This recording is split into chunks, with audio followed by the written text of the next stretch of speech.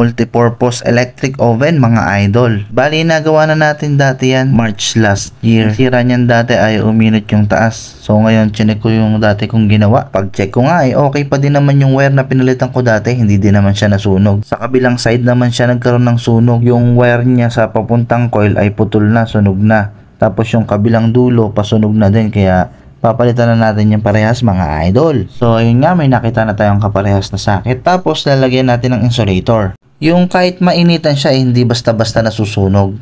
Inuna ko na nga ikabit yung insulator para pagkabit ng socket ay diretso na din siyang suksok. Actually yung kabilang dulo na yan ay okay pa naman, pero medyo maluwag na. Kaya papalitan na din natin kasi baka bumakjab pa or after ilang months masisira din ulit agad. Para matuwa lagi yung mga customer natin, hindi agad nasisira yung mga gawa natin. Pinarush nga yan ni customer kasi may nakasalang daw na bibingka kaso ayaw nga uminit nung taas. Yung taas pa naman yung pinaka-importante dyan pag gumagawa ng bibingka. Kaya ayun, kahit meron tayong ginagawa kanina, binitawan muna natin para hindi masira yung nakasalang niyang bibingka. Shoutout nga po pala sa may-ari ng oven, ang Ines Kakanin Angat. Sikat po yan dito sa Angat sa Sabang at masarap, matagal na po talaga silang nagagawa ng ganyan. Pagkakatanda ko nga, elementary pa lang ako, gumagawa na sila ng kakanin. So ayan, to the testing na tayo mga idol. Meron ng power yung kanyang indicator. Siyempre, sisilipin din natin yung bulb niya sa loob kung umiilaw na. So ayun, okay na siya mga idol. Umiinit na din yung ibabaw niyan. Thank you for watching.